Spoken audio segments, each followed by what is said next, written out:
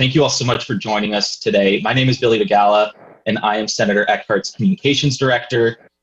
We're here to announce the filing of the Mike Ramos Act, and we're joined by Senator Eckhart, by Ms. Brenda Ramos, Mike Ramos's mother, as well as Chris Harris from Texas Appleseed, which is an advocacy group promoting social justice here in Texas. So the way that we're going to run this is we're going to have a brief opening remarks from all of our speakers here, and then we'll turn the floor over to y'all in the press to ask questions. So once we do get to that portion, if you have a question, please raise your hand by clicking the raise hand icon in the reactions tab on Zoom. We'll do our best to call on everyone in the order that you raise your hand. And if we don't get to your question, please let me know. And feel free to reach out, and our office would be happy to get back to you. So without further ado, I will turn things over to Senator Eckhart. Senator, take it away. Thanks so much for y'all's interest in this really important step forward in criminal justice reform. I want to start by thanking Brenda Ramos. Mrs. Ramos, your tremendous strength and advocacy in grief is really is an illustration to all of us of how to make our world better. So thank you. I also want to thank Senators West and Miles. Oh, there you are, Senator West. It's good to see you. Senator West and Senator Miles are both joint authors on the Mike Ramos Act. And I also want to thank, of course, Representative Rodriguez for being the House sponsor of the Mike Ramos Act. The Mike Ramos Act is one of many bills this legislative session that address systemic inequalities in our criminal justice system, systemic inequalities that have had such an incredibly negative, harmful, even deadly effect on communities of color. And I believe that the Mike Ramos Act will help address some of those institutional flaws. The Mike Ramos Act would require the release of body cam footage following the use of deadly force by a police officer. This footage would first be released to members and staff of existing civilian oversight bodies. Next, it would be released to the attorneys representing those who are depicted on the video and their close relatives for the individual who was killed during the altercation. And third, it would be released to the public. It's important to note that under existing law, the release of the video footage is rather subjective, and it's a decision of law enforcement. This bill would remove that subjectivity and make clear that body cam footage is important for law enforcement and for defense and for the public, that body cam footage must be available to all three for us to truly have trust in our criminal justice system. So additionally, the Mike Ramos Act would no longer allow the withholding of information about an investigation that did not result in criminal conviction or deferred adjudication. The Mike Ramos Act would also give TCOL, the Texas Commission on Law Enforcement, additional oversight. TCOL would set standards for use of force de-escalation and make those standards and that training available to all law enforcement across the state of Texas. And very importantly, the Mike Ramos Act would then have TCOL able to remove peace officers, remove their licenses if they have a history of threatening public welfare, a very important provision of the law. So with that, I would like to recognize Senator Royce West for his comments. Senator West, I believe you're on mute. Right, I'm just unmuting myself. Can you hear me now? Yes. Okay, first of all, I'm going to thank Senator Eckhart for sponsoring this particular bill, and I look forward to working with her on this particular issue. If you notice, there is a trend that's been established this session like none before. This is a session where we're dealing with social justice issues, and people are making it a priority to do so. We're dealing with police accountability and then looking at what needs to be done. Let me be real clear. I have a lot of friends in law enforcement. I'm a former assistant district attorney. I want to make certain that if a police officer leaves home in the morning, they go back home in the evening. But likewise, I want to make certain that when citizens leave home in the morning, have done nothing so detrimental to the norms of society that they end up being able to go back home that evening, not end up dead. And from that vantage point, we need to kind of relook at TCLO, which is the organization that oversees the licensing of police officers, and give them power, because right now they're a toothless tiger. This legislation, as well as other legislation that's being filed, says that TCLO should be the responsible agency that deals with issues of de-escalation that's talked about in the Ramos bill. Also help define exactly what the policy should be concerning the use of deadly force, and that they should invite persons of all stakeholders, law enforcement, advocacy groups, the public, to sit down with them and come up with a model policy concerning the use of deadly force that is uniformly adopted by each agency, police and law enforcement agency in the state of Texas. When you begin to look at the issue, as the Ramos bill does, concerning the use of body cameras. Yes, I passed that bill years ago and had to make certain concessions in order to get it passed. But we know what the impact of that particular bill has been in terms of providing another perspective, if you will, on exactly the interaction between police officers and citizens. And to that particular end, yes, we had to settle at that point in time where it would not be, quote unquote, the camera footage would not be looked at unless the police chief said that it could be. I agree with my colleague that we should shine the light of the sunlight on these body camera footage, so all persons get an opportunity to see exactly what transpired. And so from that vantage point, I'm glad to work with my freshman colleagues, Sarah Eckhart, who's hit the ground running, obviously with many years of experience here in Travis County as your county judge. And so I look forward to working with you. And Sarah, thank you for allowing me to be a part of the Ramos bill. Thank you so much, Royce. I'm standing on the shoulders of giants. Thank you so much, Senator West. And next, I'd like to turn it over to Ms. Brenda Ramos for a brief statement. Ms. Ramos, feel free to take it away. Ms. Ramos, I believe you're on mute. If you could click the mute button in the bottom left corner of your screen, we'll be able to hear you. Can you hear me? Yes, ma'am. Okay. My name is Brenda Ramos. My son, Mike, my only child, was killed by Austin police 10 months ago. Mike was my everything. Sometimes I feel so broken and alone, but I made a promise to myself and to my son that I would do everything I can to stop my nightmare from happening to another family. Everyone's seen the awful video. My son was shot in the head as he slowly drove away from the police toward a dead-end block by dumpsters.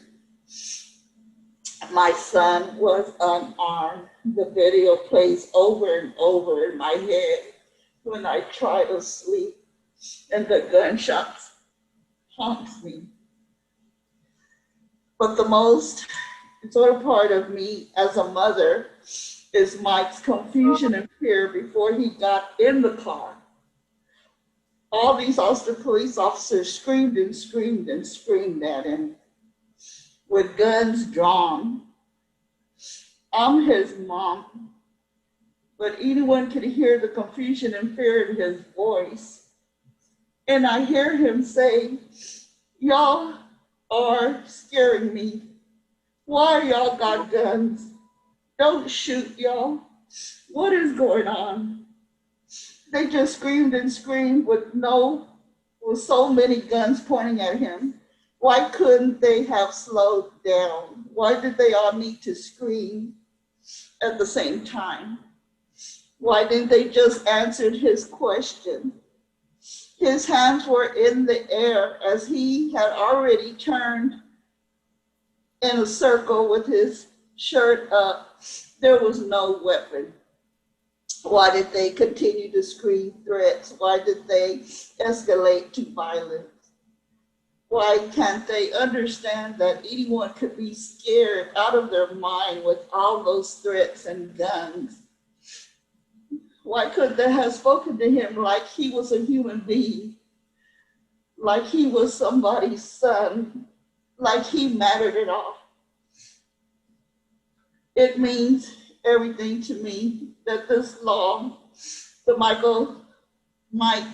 Ramos Act, will train police to escalate rather than escalate like they did to my son. The Mike Ramos Act will save other mothers from what I suffered. I am so grateful to my senator and all of the people who stand with me for justice for my son. Thank you. Thank you so much, Ms. Ramos, and thank you for joining us here today. Lastly, I would like to turn things over to Chris Harris from Texas Appleseed. Chris, go ahead.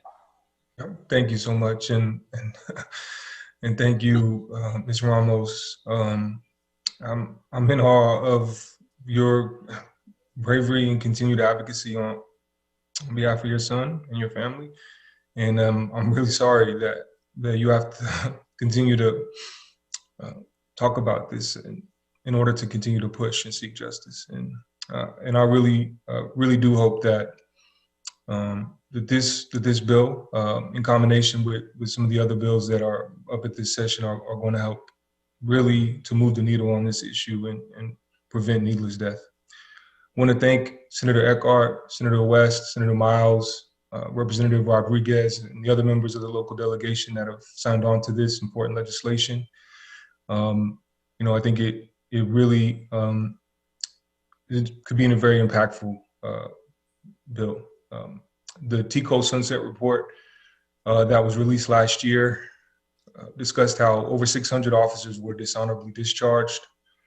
And of those, more than a quarter, I believe it was 2019, were rehired elsewhere at another law enforcement agency in Texas. And so what this bill is designed to do, and obviously that's with different standards for conduct, for discipline across agencies. And so what this bill, I think, will really help to do is to create uniform standards, particularly as it relates to use of force and to misconduct that will require delicensing to help ensure that people with a history of serious misconduct don't get to stay as police officers and aren't able to simply move to another jurisdiction and get rehired elsewhere. This bill also will, I think, address some of the issues that Ms. Ramos and other families have faced in accessing body cam footage. And we know the impact that the release of the footage of Mike has had on his community and on the path that we're seeing towards justice in his case. And so, we're hopeful that it's going to help other families, folks like the family of Darryl Zamal Jr. in San Antonio, who, it took months for them to get to see it and it still hasn't been released publicly. And so, again, just very thankful to all the legislators for filing this important piece of legislation, as well as, again, to Ms. Ramos for her continued bravery and advocacy. And we're happy to support. And thank you so much for the time. Thank you so much, Chris. And thank you to Senator West and Ms. Ramos again for joining us. I'd now like to open up the floor for questions from the press. If you have a question, please go ahead and raise your hand by clicking on the reactions tab. And we'll do our best to ask in the order that y'all appear. And before you ask your question, please, if you could just say who the question is directed to and what publication you're coming from, that would be greatly appreciated. But first, I see Adela Uchida. Adela, take it away.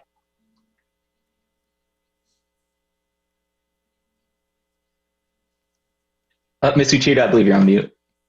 Got it. I'm Adela Uchida with CBS Austin, and my question is directed to Senator Eckhart and to Brenda Ramos. There's a long history of people of color being killed by police, as we know, and we've seen, particularly since Ferguson, I think in 2014, a lot of people coming out, a lot of protests, and a lot of laws being passed. How do you think this particular law will make a difference, or is this just a step along a longer journey? Like, how is this being framed? Ms. Ramos, I defer to you, and I'll happily follow up. Your advocacy is so powerful in this space that I'm here for you as backup.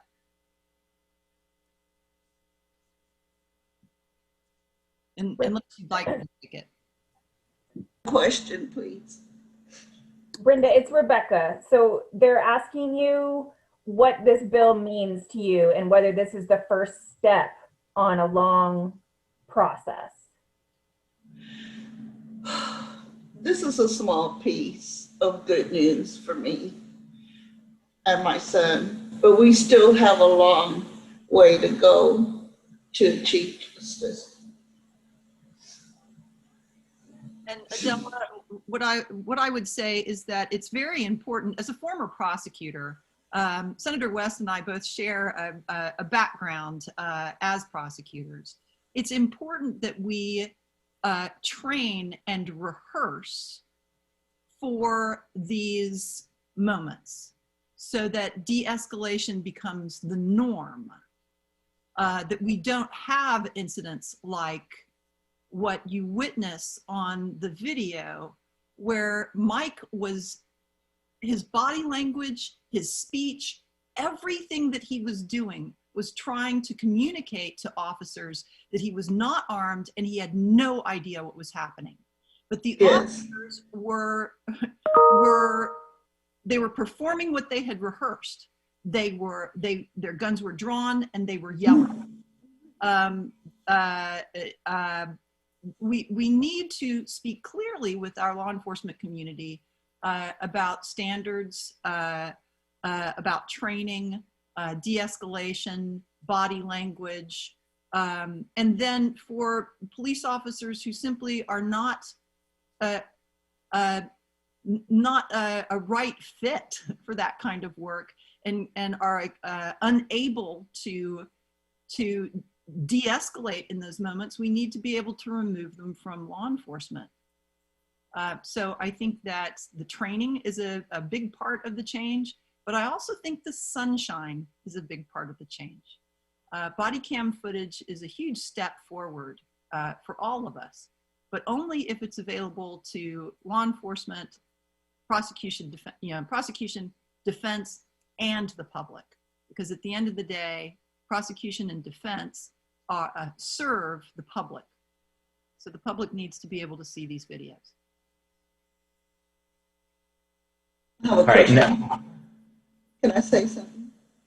Oh. Sure thing, Ms. Ramos. Yes. When I seen the camera footage, his face expression, and he was so angry, and that's how he gets when he's telling the truth. He told them the truth, and they kept on with him.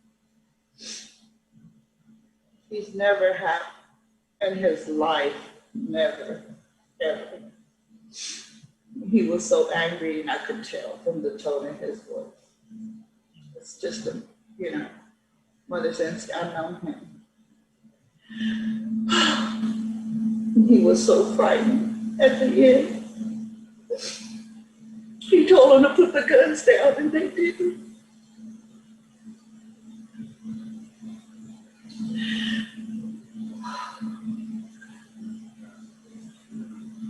Thank you, Ms. Ramos. Next, we have a question from Jolie McCullough. Jolie, go ahead. Hi, yeah, I'm with the Texas Tribune. First of all, Ms. Ramos, I just want to say I'm so sorry for your loss. My question is focusing more also on the body camera footage. So the bill is stated, based on a first glance of a draft, it seems that it won't allow officers to first view footage before a statement. Would this require, and I'm just kind of trying to make sure I understand the wording of the bill, would it require release of all body camera footage within a certain time frame, or is there, like, what is the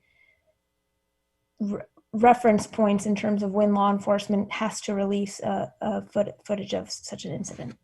this particular piece of legislation doesn't set a timetable. What it does is it reverses the presumption. The presumption under the current law, and it had to be that way in order to push it through, as Senator West indicated. There was the current law creates a presumption that law enforcement can withhold the release. This language flips that the presumption is that it must be released. Law enforcement then will have to argue back from that why they think that it should not be. This legislation says it must be released. Of course, good law allows for a possibility where footage, there might be a compelling reason, but the law enforcement's going to have to go convince a judge of that. Thank you. Thank you, Jolie. If anyone else has any questions, please feel free to go ahead and raise your hand and we'll call on you. We just have a few minutes left, so time for maybe 1 or 2 questions. So I'll give you all a minute if there's anything else you'd like to ask. If possible, if I can jump back in. Sure. I would love to ask senators as well as Ms. Ramos how, there's now news that Christopher Taylor has been indicted on a murder charge. How do you feel about that, Ms. Ramos?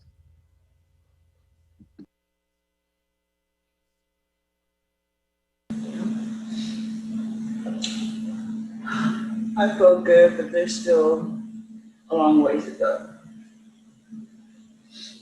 Just a start.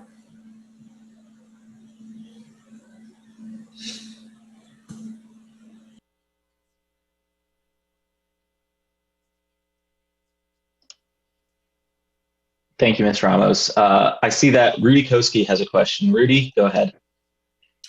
Hi, guys. Thanks a lot for being with us today. Senators, can y'all both go back to that original question that had just been made? The way that the law reads, and from my interview that I had with officials at CLEAT, was that the police officer is not going to be allowed to review the video before making a statement. Is that correct, or is that a misread? I believe it would depend on the law enforcement agency with regard to their oversight, their existing civilian oversight body. Of course, whenever there is a criminal action, a criminal investigation against anyone, whether they're a private civilian, whether they're a civilian or whether they're a law enforcement officer, the evidence against them is made available to them. So I think that there's a level playing field already in the law without having to express it in this piece of legislation.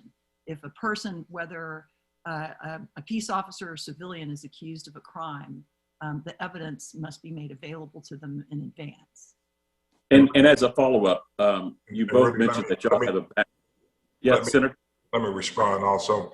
Yes, sir. The fact is that, as you well know, this is a first step in terms of the legislation, and there's several pieces of legislation that have been filed. I think that this adds additional issues that we need to discuss. We're going to need to sit down with law enforcement and, again, the other groups, as you well know, you've been around here for a while, in order to figure out exactly what we need to do. The objective of this law is to make certain that we have the training concerning de-escalation, that we look at the issues surrounding the release of the body camera. I never knew, I knew what I had to do in order to get it passed, but obviously all laws evolve, and we've got to make certain that the body camera law, in terms of releasing it, is applicable to this time and this place and time. The other point I want to make is this: we're beginning to see more and more instances of where internal affairs and some of these police departments are doing their job now, as opposed to just whitewashing a shooting. They're actually investigating shootings now, and they're filing charges, and then the process is working. I'm from Dallas. I know that before, a few years ago, there were very few, if any, police officers that were indicted, yet alone found guilty by a jury and sentenced to the penitentiary for the death of a citizen. And then as a follow-up, there's no doubt, and I don't think that there's any debate, that Mike's death is a tragic loss for everyone involved in this case. Do you find it as prosecutors a little problematic, though, that you have named this act for him before the case has been adjudicated? And do you think that that could cause problems in moving it forward? I don't believe there's a problem, and I think that there's everything right about calling it the Mike Ramos Act. Mike Ramos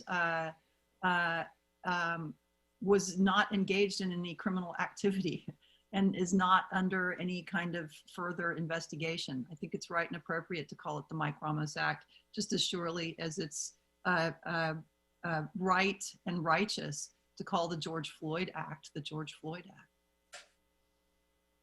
Senator West? You know, I concur with Senator Eckhart. I mean, I see no problems associated with it. There may be others that do. It would be well worthwhile if they do have a problem for them to articulate exactly what the problem is. And then we'll figure out whether or not we can address it. I think it's real important that we address the issue and that it happened and that Senator Eckhart decided to name it after Mike Ramos, and myself, as well as Senator Miles, joined her because of the larger issue. We've got to make certain that we have some systemic change where African Americans and Latino kids are not gunned down, and that law enforcement have sufficient training to know how to deal with situations, whether or not it's African American or Latino, whether or not it's a person that's mentally ill. They've got to have the training necessary. And I'm glad, and I don't know whether Sarah knows this, that the governor's office has agreed to work in good faith in order to try to get some reform done. Some of the things that we're advocating now, law enforcement, I won't say agencies, but unions have agreed to. There'll be some things we disagree with, and that's a part of the process. But I think that we will be able to get a lot of the reforms that we are asking for done by working with the agencies, the unions, the chiefs of police, and others. Right, Mike Ramos should not have died. Thank you, Senator. Senators, I should say. I have a quick question, if we still have time for one more question. Katie Hall with The Statesman. Sure, Katie. Yeah, go ahead. We're a little over time, but this can be our last question. I'll make it quick. Yeah, so I wanted to ask Senator Eckhart, this bill is called the Mike Ramos bill, but the Austin Department, for the most part, has a lot of these things written into their policies already. They have de-escalation training, even though it has been criticized in the past. And they did release the video of the shooting of Mr. Ramos, even though it did not show the entire encounter, such as how police approached Mr. Ramos after they shot him. I wanted to find out, do you think that this bill will have an effect in Austin or primarily outside of Austin? I think it will have an effect both inside Austin and statewide. We need statewide standards for training, and we need statewide standards around the release of video footage to prosecution, defense, and the public. So I think it will have an effect inside the city of Austin as well as statewide. We must improve our system. We simply must. This is a baseline deliverable for good government, is to have public safety that every citizen feels is providing safety to them, not just some. A baseline deliverable of good government is to have public safety that every citizen feels works for them, not is a threat to them. Great. Well, that's all the time we have today. I want to thank everyone for joining us, but especially Ms. Ramos and Senator West and Chris. If we weren't able to answer your question, or if there's anything else we can help you with, y'all have my contact information. Please feel free to reach out, and our office would be happy to get back to you about anything regarding this bill. So thank you all for coming, and I hope you'll have a great rest of the week. Thanks. Thanks, Billy. Well done. Appreciate it. Thank you. Thanks.